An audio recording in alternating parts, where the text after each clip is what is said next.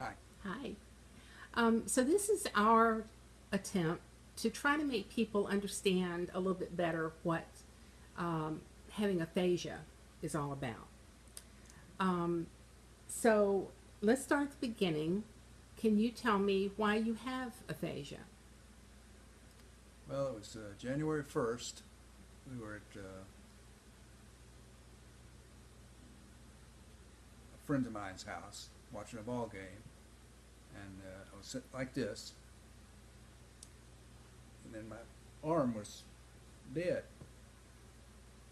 And I thought, and you were sitting over there, and he said, "What's the matter?" I said, "Well, nothing. I'm watching a ball game." And next thing I knew, you were over here.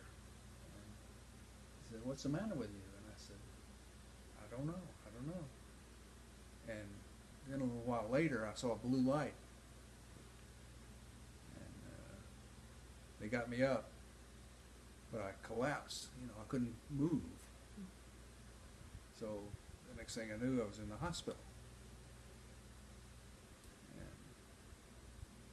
it was there about 9 days, I think. And I came home, and I'm fine right now, except that I can't talk. And what do you call the condition that you have? You don't have paralysis, so what is it called that you have? Aphasia, I think. Mm-hmm. Yeah. And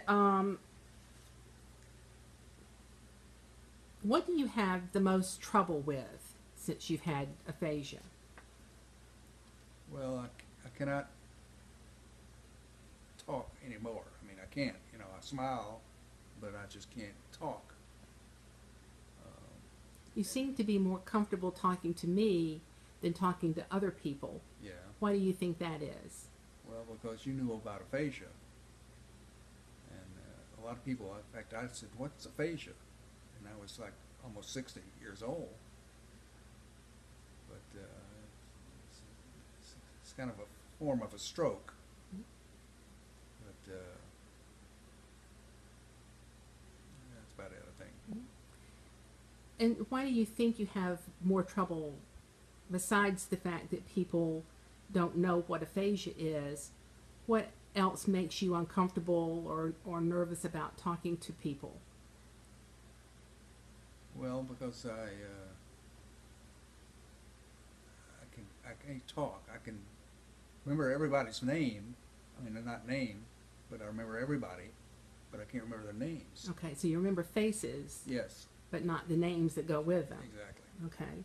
But you have learned some people, like people we see often at church, you know who some of those people are, the ones that you probably see most often. Oh yeah, Okay. yeah, So that helps. So yeah, being more familiar with people's faces yeah, helps you. yeah.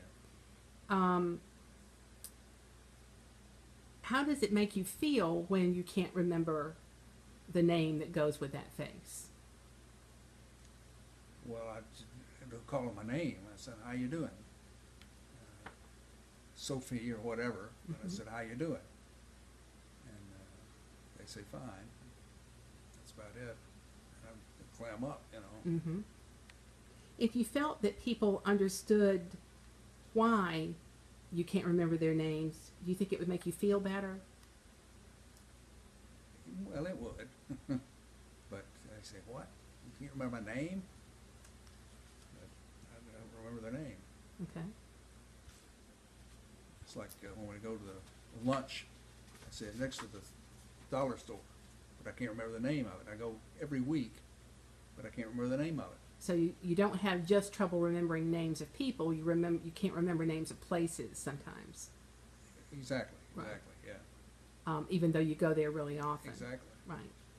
So would you say that you have more trouble remembering things that happened recently or that happened a long time ago?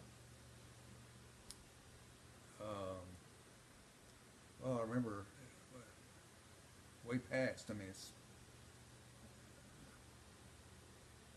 what is the question here? Do you remember things more easily that happened a long time ago Yes, than you remember just recently, like where you went yesterday? yesterday. Yeah, or where you just went, or do you remember what you did more in high school than you do now? Yeah. Yeah. Yeah. But that happens to a lot of us when we get old, so that's not just Well, aphasia. that's true. Yeah, I'm 66, so you know. Right.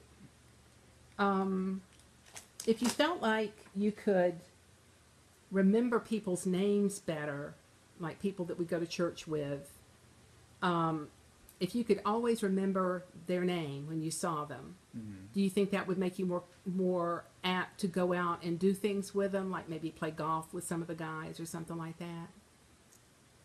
Well, possibly, but just the names, I don't know.